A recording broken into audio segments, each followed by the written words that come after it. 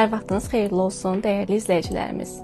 Bugünkü qonaqlarımız Psixologiya Elmi Tədqiqat İnstitutunun sədri, fəlsəfə üzrə fəlsəfə doktoru, psixoloq Elnur Rüstəmov və Psixologiya Elmi Tədqiqat İnstitutunun Klinik Psixologiya şöbəsinin müdir müavini, uzman klinik tibbi psixoloq Naraş Rüstəmovadır. Dəvətimi qəbul edib gəldiyiniz üçün təşəkkür edirəm. Bura bizim evimizdir. Xeyirli uğurlu olsun yeni layihəmiz. İnşallah insanların həyatına toxuna bilək və faydamız olsun. İnşallah neçə belə verilişlərinizin sayı çox olsun. Biz də baxa fərəhlənə və ilk qonaq olaraq da tarixə biz düşdük bu layihədə deyə düşünürəm. Çox sağ olun. Təşəkkür edirəm Zeynəb xanım. Psixoloqla söhbət verilişiniz xeyirli uğurlu olsun. Bugün biz verilişinizdə qonağıq. Açığı mən belə verilişlərdə iştirak edəndə bu qədər həyəcanlı olmurdum. Bugün belə biraz da həyəcan var, biraz da məsuliyyət var və düşünürəm ki, bizim bu verilişimiz həm psixoloq, həm qeyri-psixoloq insanlarımız üçün maraqlı olacaq. Çünki sizin verəcəyiniz sualı nə mən, nə Narınc xanım bilmirik. Bunu tam biz səmimi şəkildə deyirik. Çünki belə olanda düşünürəm ki, daha spontan cavablar ürəkdən gəlib ürəklərə yol tapacaq. Təşəkkür edirəm bir daha. Bugünkü mövzumuz psixoloqla evli olmağın görülməyən tərəfləridir. Düşünürəm ki, nümunəvi ailədən dəyərli fikirlər hər birimiz üçün maraqlı olacaqdır. Mən fərqli bir neçə suallar hazırlamışam və ilk sualımı hər ikinizə vermək istəyərəm.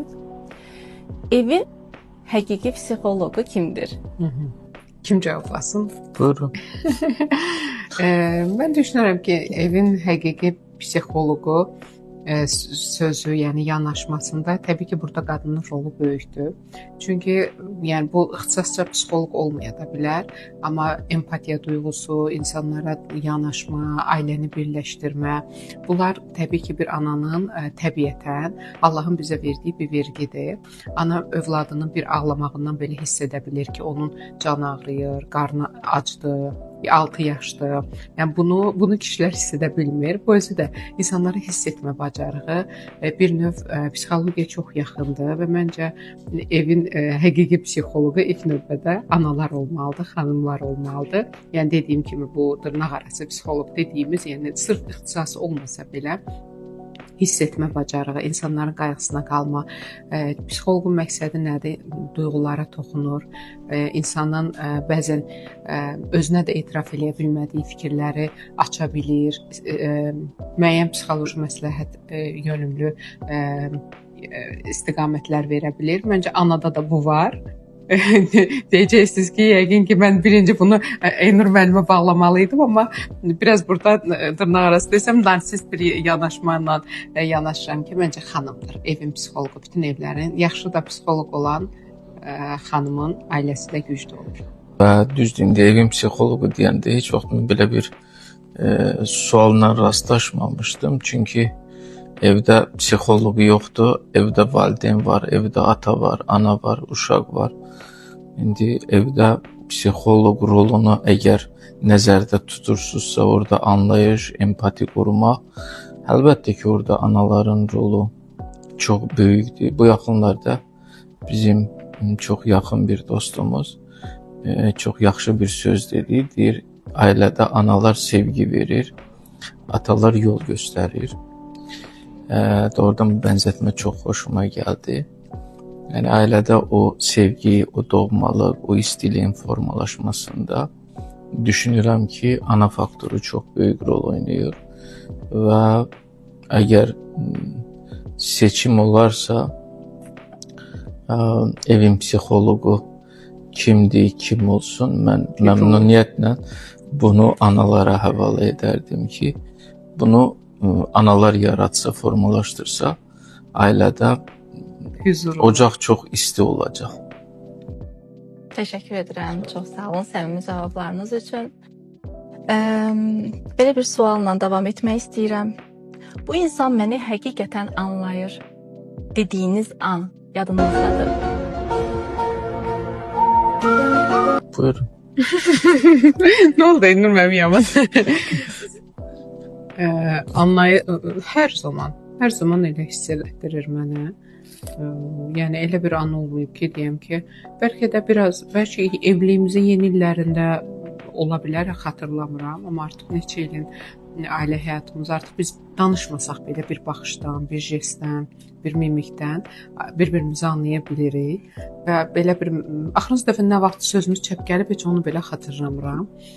Zaman keçdikcə biraz artıq həm də psixoloq, eyni peşə sahibləri deyən bir-birimizə daha tez bələdik xarakterimizi. Onun üçün heç vaxt bu cümləni ağlımdan keçirtməmişəm. Son zamanlar ümumiyyətlə xatırlamıram. Ümumiyyətlə həm ailədə, həm iş müstəvisində, həm şəxsi müstəvidə ortaq dəyərlərimiz çoxdur. Ortaq hədəflərimiz çoxdur və bu imkan verir ki, ailədə konflikt olmasın. Olsa belə onu daha yaxşı formada tənzimləmək. Çünki söhbət əgər insan münasibətlərindən gedirsə, anlaşılmamazlıq da ola bilər. Söhbət əgər insan amilindən gedirsə, bəzən bir-birini başa düşməmək də olar. Yəni söhbət tək ər-arvad münasibətindən, sevgi münasibətindən getmir də. Bəzən bacı-qardaş görürsən münasibətində problem olur, qardaş-qardaş münasibətində problem olur. Yəni insan varsa orada anlaşılmamazlıq olması normaldır. Anormal odur ki, onu normal həll edə bilmirsən. Yəni belə bir vaxtı düşünürəm ki, daha diqqətli olmaq lazımdır. Və indiyə qədər gəldiyimiz yolda da bizim çox böyük belə anlaşılmamazlığımız olmuyor. Hansısa məqamda fikirlərimiz üst-üstə düşməyə bilər, ona da aydınlıq gətirmək lazımdır. Çünki münasibətin ilkin mərhələsi fərqli, belə deyək də, indikatorlarla tənzimlənir. İki fərqli insan, yad insan tanış olur, sonra bir yerə gəlirlər, ailə qururlar və o münasibətin ilkin mərhələsində tərəflər arasında hədəf də başqa olur, maraq da başqa olur, ehtiyaclar da başqa olur. Artıq bizim 20 ilə dayanan bir ailə münasibətimiz var. Burada ən vacib olan bu münasibəti qoruyub saxlamaq və bu münasibəti sağlam təməl üzərində daha da irəliyə aparmaq. Çünki əgər söhbət bir münasibətdən gedirsə, o sevgidən gedirsə, bu sevgidən uşaqlar var, övladlar var və mən düşünürəm ki, bu sual həm də onlara verilməlidir ki, sevgi dolu böyüyürsüz, böyümürsüz. Mən düşünürəm ki, indi bizim cavabın üstündən ən doğru cavabları da onlar verəcəklər. Mənim yanaşmamdan düşünürəm ki, onlar hər ikisi buna müsbət cavab verəcəklər. Təşəkkür edirəm. Keçək növbəti sualımıza. Bir-birinizi ən çox əsəbləşdirən xasiyyətiniz nədir? Yenə bütün sualların ilki mənə Elnur müəllim deyir. Əsəbləşdirən xüsusiyyəti yoxdur. Sadəcə biraz hadisələrə çox fəlsəfi yanaşmasıdır. Yəqin ki, birinci təhsilindən fəlsəfə üzrə olması bu məntiqi onda formalaşdırıb. Hər şeyə çox fəlsəfi yöndən baxır və qarşı tərəf hər kəs də bunu anlaya bilməz. Hər zaman bir orada toxunduğum nöqtə, yəni mən zarafata salıb deyirəm ki, çox uzaqdan gəlirsən. Yəni sən qarşı tərəf o fikri ifadə edənə qədər məğzi itir, daha konkret olaraq vurğulasan daha yaxşı olar. Məsələn, bu şeyini çox sevirəm. Daha xoşuma gəlir ki, qısa, konkret və problemə uyğun yönəlikdə. Sevmirəm, gəlirik quruluşdan, başqa yöndən, fəlsəfi fikirlərlə. Bircə odur məsələn, çox diqqət. Əslində siz dediniz, Nazxan qeyd elədi. Ludwig Wittgenstein var. Bu məşhur filosofdur, həm də lingvistikdir, dil üzrə mütəxəssisdir. Onun bir məşhur fikri var. Deyir, sən mənə deyinə necədir, mən sənə deyim nədir. Və hər hansı bir məsələ ortaya çıxanda, əlbəttə mən çalışıram ki, birinci prosesi əhatə edim. Cavab verməyə nə var, cavab verəcəksən. Ancaq verdiyim cavabı qarşı tərəf başa düşərmi, anlayarmı? O biraz fərqli bir məsələdir. Ona görə mən çalışıram ki, izahatı biraz geniş verim ki, o onu tam anlasın, tam başa düşsün. Yəni niyyətim azdırmaq deyil, niyyətim hadisəni daha yaxşı bir şəkildə izah eləməkdir. Ola bilər indi elə məqamlar var ki, indi ailədə yox, iş müstəvisi olur. Bir də belə deyək də, rəhbər pozisiyasında olanda hər şeyə belə birbaşa cavab vermək də olmur. Gərək onu analiz edəsən, təhlil edəsən, sonra cavab verəsən. Haqqında siz necə cavablandırarsınız? Narınc xanım çox qərar verir, çox da düzəliş edir. Yəni o konularda, misal üçün bəli, o konkretdir, netdir. Yəni hadisənin daha çox deyərdim ki, o psixoloji dillə desək, çözüm odaqlıdır. Yəni həll mərkəzli yanaşır məsələyə. Mən bunu təqdir edirəm, şübhəsiz ki. Çünki söhbət əgər ailədən gedirsə, iş müstəvisindən gedirsə, Narınc xanım həll mərkəzlidir. Məndə isə yanaşma daha çox fərqli istiqamətdəndir. Bu yaxşı xüsusiyyətdir, yoxsa pis o çözəmədim? Yox, öz yanaşmada mən təqdir edirəm. Sizi əsəbləşdirən Məncə Çox yemək pişirib yedizdirməyimdir. Hər dəfə ondan şikayətlənir Əsmər müəllim. Narınc xanım üçün o yemək qarşı tərəfin bu sevgi anlayışıdır. Məncə onu qıcıqlandırır biraz. Evə də gələn kimi açsan yemək verin, biraz oturur, plan şey verin. Düşünürəm ki, qayığı yedizdirərək xoşbəxt özümü hiss edirəm, sevdiklərimi. Bu xüsusiyyəti də qeyd edim ki, eyni bir xüsusiyyət mənim anamda da var, onlar da bizə qonşudular. Belə deyəndə çıxıram, gedirəm anam gilə. Görürəm o da belə yanaşır. Gəl bunu verim, ye, onu verim, ye, bunu verim. Deyirəm ki, ora qaçır anası, evə gəlir. Biri buradadır. Bu sevgi anlayışıdır. Əsas odur, niyyəti yaxşıdır. İstəyir ki, yeyəsən, deyir, yəqin o məşhur tezis üzərindən gedir də, deyir, qəlbinə gedən kişilərin bəli, ürəyinə gedən yol mədəsindən keçir. gərək hər kəsə maraqlı bir suala. Telefonlarınız yanınızda?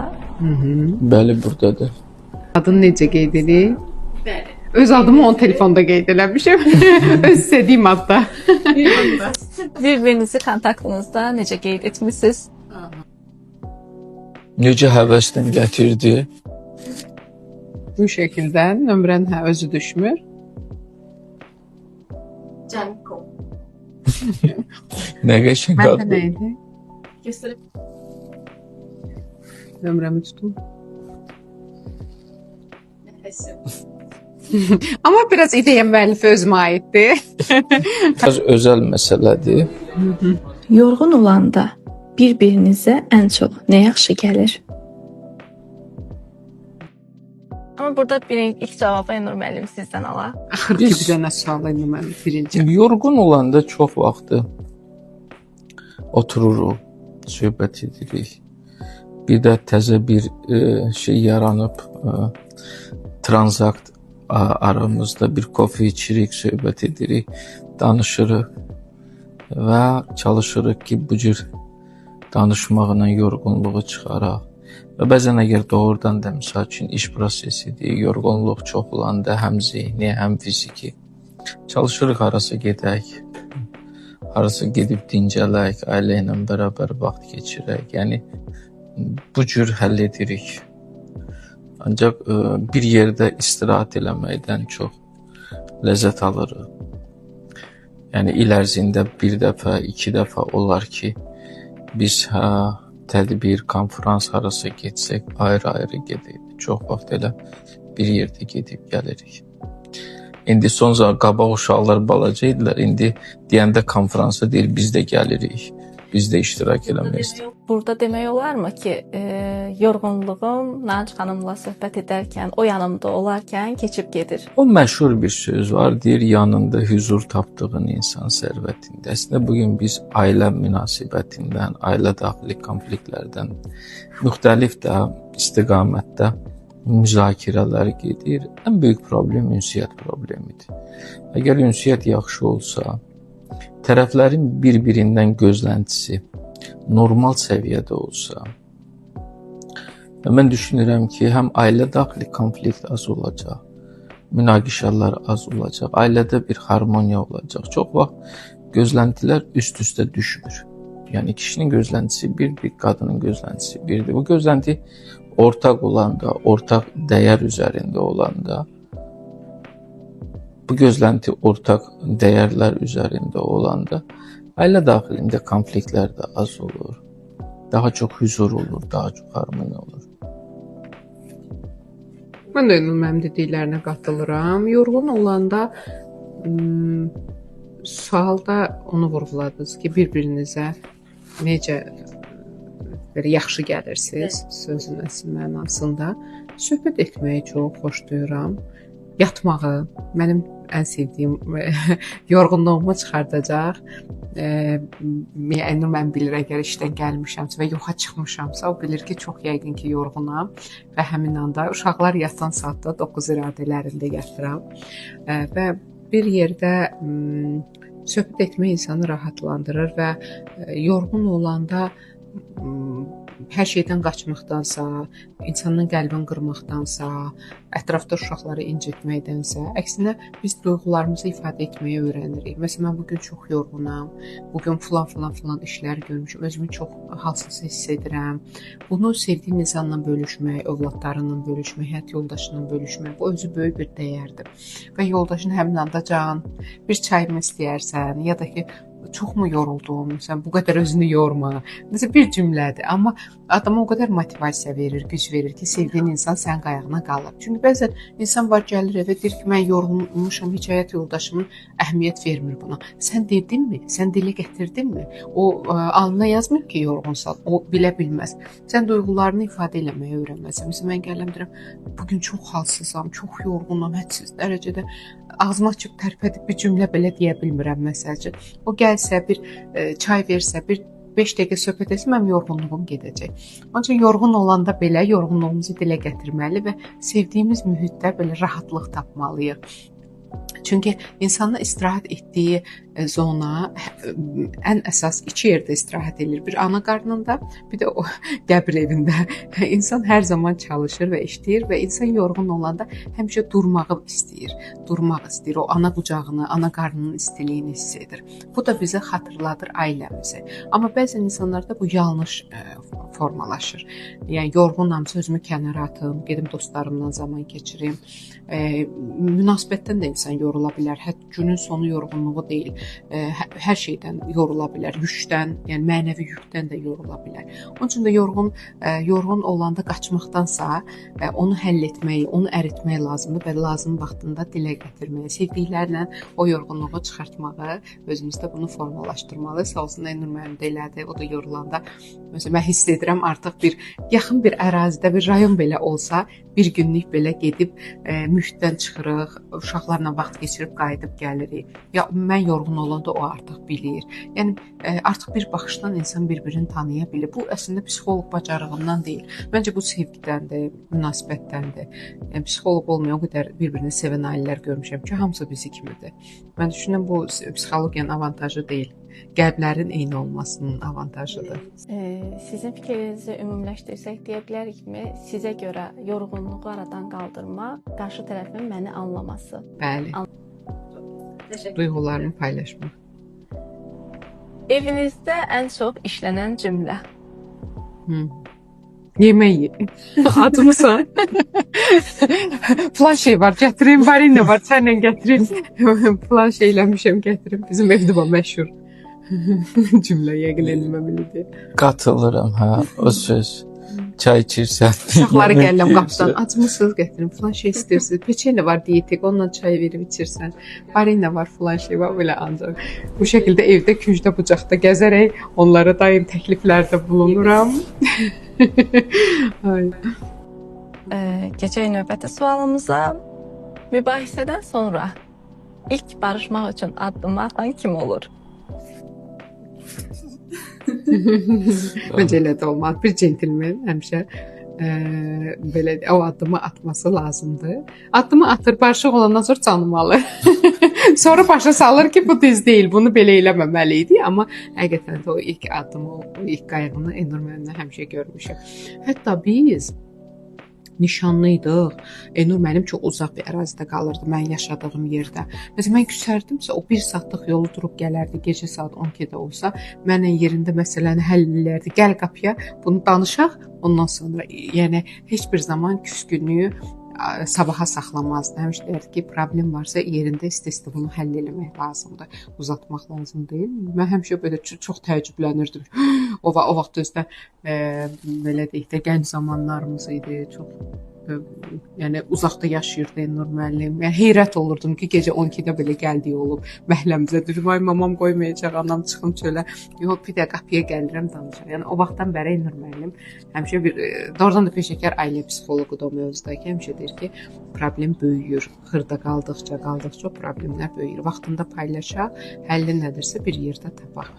Bəs olurmu ki, bu öyrənilmiş davranışa keçsin, siz davamlı gözlənti fonunu Elnur müəllimdən gözləyəsiniz və ya elə zaman olur ki, bu günə qədər hər zaman addımı qarşı tərəf atıb, bu gün mən atmalıyam dediyiniz zaman olurmu? Yoxsa hər dəfə %70-in 30-a, %70-in 30-a mən də atıram təbii ki, amma Elnur müəllimdə o diqqət sevgi, o da mənə bir xırda bir şirin söz deyəndə mən də artıq barışığa keçirdi, heç vaxt kin saxlamaram. Amma da dediyim kimi çox nadirən sözümü çəpki. Axırıncı dəfə nə vaxt naz eləmişəm, xatırlamıram. Yox, tranzakt oyuna çevrilməyib, açıq o Erik Berinin o yanaşmasında var. Yox, gətirim küsməyə çıxaram, sonra bu gəlsin bağışlamaq üçün addım atsın. Yox, yəni bütövlükdə götürəndə vallahi Nanış xanım dediyi ki, sonuncu dəfə heç yadımda da deyil. Nişanlı vaxtı elə durub gələn idin, ondan sonra bir-iki dəfə olub, sonra çünki məsələ o yerə qədər getməməlidir. Məsələ o yerə getməməlidir. Həm də ailədə vacib olan məqamlardan biri bizcə o çox funksional bir şeydir ailə. Sən həm gərək ər olasan, həm yoldaş olasan, həm dost olasan. Yəni bir insan bir çox funksiyanı yerinə yetirməlidir. Asandır, asan deyil. Ancaq eləmək olar. Yəni ər-arvad arasında bir dostluq varsa, bir yoldaşlığı varsa, bir ortaq məsuliyyətləri varsa və bunlar doğru şəkildə bölünübsə, orada konfliktlər də normalda götürəndə az olur. Yəni böyük bir konflikt olmur. Çox zaman ailədə niyə problem yaranır? Bir pozisiyadan çıxış edir, bir mövqedən çıxış edir. Bir mövqe olmur. Yəni ər-arvad bunlar bir-birinin arasında ər-arvadlar. Uşaq gələndə artıq status dəyişir, sən valideynsən. Və yaxud valideynlər gələndə sən bu dəfə valideyndən düşürsən uşaq pozisiyasına. Yəni o çox funksionallı bir şeydir. Bunu doğru tənzimləyəndə mübahisə də az olur. Sonra belə deyək də o barışmaq üçün addım atmağa da xüsusi ehtiyac qalmır. Təşəkkür edirəm. Burada biz necə ümumiləşdirsək, uğurlu ailələrdə mübahisə az olmalıdırmı, yoxsa gözlənti mi az olmalıdır ki, mübahisələrimiz olmasın? Siz orada baxmaq lazımdır. Mübahisə nəyin üzərindən yaranıb? Hər mübahisə fərqi yoxdur. Dost arasında olsun, ər-arvad arasında olsun, sevgili arasında olsun. Növbəti bir mərhələyə qalxmaq üçün bir fürsətdir. Yəni bir mübahisə baş verir. Bəli, bunu sən problemi fürsətə çevirirsən. Əgər mübahisə varsa, deməli nəsə üst-üstə düşmür. Baxırsan onun yanaşman, o mübahisədə sən qulaq asırsan tərəfə, dinləyirsən onu. Sən növbəti bir mərhələyə qalxırsan. Yəni ona mübahisə kimi baxmırsan. Mən mübahisəyə fürsət kimi baxıram. O bir fürsət kimi verilir ki, sən burada anlayırsan ki, və Bacarıqlarını yaxud da inkişaf elətdirirsən bəli, qarşı də. tərəf anlayır ki, mən burada doğru eləmədim. Və yaxud mən anlayıram ki, burada doğru eləmədim. Yəni buna dünyanın sonu yox, növbəti mərhələyə qalxmaq üçün bir fürsət kimi baxmaq lazım. Çox təşəkkür edirəm ətraflı, geniş izahınız üçün. Son olaraq bir sualla yekunlaşdırmaq istəyirəm. İndi bir-biriniz haqqında bir cümlə ilə nə deyərdiniz? Mən də içmirsən. Ya biraz belə özəl bir sualdır. Bəlkə də mən 10 il qabaq buna yerindəcə cavab verəcəkdim. İndi zaman keçir. Elə gəldiyimiz yol bu suala verilən ən gözəl cavabdır. Əgər bu qədər müddət biz bir yerdəyiksə, bir yerdə yolumuzu gediriksə, davam ediriksə, məncə bir cümləyə sığmır da bu. Bu elə bizim burada oturub danışmağımız. Cümlə deməyinizsə, biz o cümləni alacağıq. Yaxşı ki, həyatımdasın. Yəni bunu belə ifadə edərdim. Çünki insan dönür arxaya baxır, qiymət verir, dəyər verir. Və dönüb baxanda görürsən ki, yox, dəyər bu yolu getməyə, bəli. İkinci dəfə də Yəni seçim olsa yenə məni seçərdim. bəli, seçərdim və tərəddüd etməzdim. Məsələ nədədir? Biz ailə psixologiyasında belə bir məqam var da. Bəzən ailə psixoloqu suallardan birini, məsəl üçün, yaxın 10 illə bağlı verir, 15 illə bağlı verir, biraz uzadanda 20 illə. Yəni, hər iki tərəf özünün bir 10 ilində yanındakini görürsə, o ailə uzun müddətli, belə dayanıqlı bir ailədir. Yox görmürsə, o artıq biraz problemli bir məsələdir. Mənim ta sona qədər o arzularda varsa. Çox sağ ol, həqiqətən də çox xoş oldu. Özünü kimsə dilindən eşitmək. Çünki normalda evdə olanda belə suallar verə bilmirsən. Bizdə o davranışına, sevgisinə, diqqətindən onu hiss elətdirir. Mən müdrik insan. Yəni ilk Elnur müəllim deyərkən, Elnur müəllim ilk ağla gələn söz mənim üçün müdrik insan. Müdrik insan 5 addım 10 il sonranı, 5 il sonranı görə bilən insandır. Bayaq yenə də görürsən, o zehni də ona gedir ki, 10 ildən sonra sən o insanı həyatında görmək istəyirsən yanında. Yəni həmişə Elnur müəllim elə olub. Bu hadisəni deyil, bu günə deyil, 10 il sonranı analiz eləyə bilir, proqnozlaşdıra bilir. Bu çox dəyərli, hər adama məxsus olmayan bir xüsusiyyətdir. O da Elnur müəllimdədir. Yaxşı ki varsa. Mən ağıllıyam, amma hələ müdrikliyə çatmamışam deyə düşünürəm. Deyir, o 3 tip insanlar var. Deyir, elədiyi səhvi yenidən təkrarlayan insanlar, onlar axmaq insanlar deyirlər. Ağıllı insanlar səhvi edib, ikinci dəfə o səhvi etməyən insanlardır. Bunlar ağıldır. Müdriklər isə başqalarının səhvindən nəticə çıxardıb, heç ümumiyyətlə səhv etməyən insanlardır. Mən düşünürəm, Elnur müəllim bax onlardandır.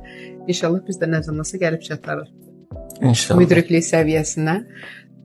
Bir müdrik, bir ağıllı, maraqlı bir ailəmiz var deyə düşünürəm.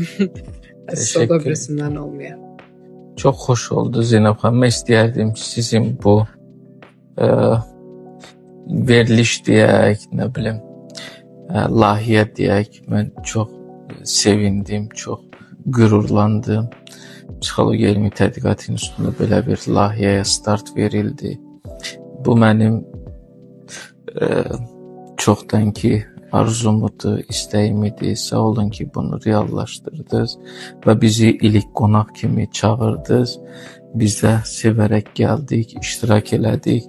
Kifayət qədər şəxsi suallar verdiniz. Ona da düşünürəm səbirlə biz cavab verdik. Çünki niyyətiniz yaxşıdır. Mövlana'nın sözü var, deyir, bizi bilən bilir, bilməyən də özü kimi bilir.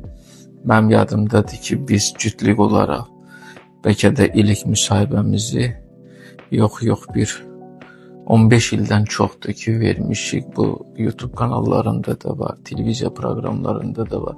Ancaq çoxdandır ki biz ikimiz oturub belə suallara cavab verməmişdi və onu da nəzərə alın ki, biz indi belə deyək, bu formatda psixoloqla söhbət verilişi formatında biz oturub bunu rahat danışırıq, fikirlərimizi bölüşürük. Sizin belə layihəyə də uğurlar arzu edirəm, inanıram ki, cəmiyyətimizi psixologiya sahəsində, psixologiya ilə əlaqəli digər sahələrdə maarifləndirərsiniz. Sizin layihəyə uzun ömür arzu edirəm, uğurlar arzu edirəm. Çox belə, mən çox sevindim açıqcası. Belə bir layihə işə düşdü. Bir-iki dəfə olmuşdu cəhdlərimiz, alınmamışdı. Qismət bugünəymiş. Sizə bir daha təşəkkür edirəm. Dəyərli zamanınızı bizim üçün ayırıb, bugün dəvətimi geri çevirməyib, çox gözəl fikirlərinizlə, örnək ailə olaraq istər gənc ailələrimizə, istər uzun ömürlü ailələrin daha da uzun ömürlü olması üçün verdiyiniz tövsiyələrə, məsləhətlərə, öz ailə sirlərinizi bizlə bölüşdüyünüz üçün təşəkkür edirəm. Bizdə bir sır qoymadınız. Ya suallar da qəşəng idi, Zeynəb, yaxşı idi Zeynəb xanım, suallarınız da yaxşı. Sağ olun. Buradan izləyicilərimizə dönmək istəyirəm ki, sizlərə Elnur müəllim, Nanc xanımla bağlı maraqlı qalan suallarınız varsa, yorumlara yazaraq, onların da növbəti dəfə yenidən qonaq qismində çağıraraq sizin suallarınızı da burada qeyd edə bilərəm. Həmçinin bundan sonraki bizim görüşlərimizdə kimləri burada görmək istəyirsiniz? Hansı mövzular sizlər üçün maraqlıdır? Yorumlarda hər birini qeyd etsəniz, bizim də hər biri diqqətimizdə olacaqdır. Bir daha sizlərə təşəkkür edirəm. Sağ olun. Təşəkkür edirəm. Uğurlar arzu edirəm.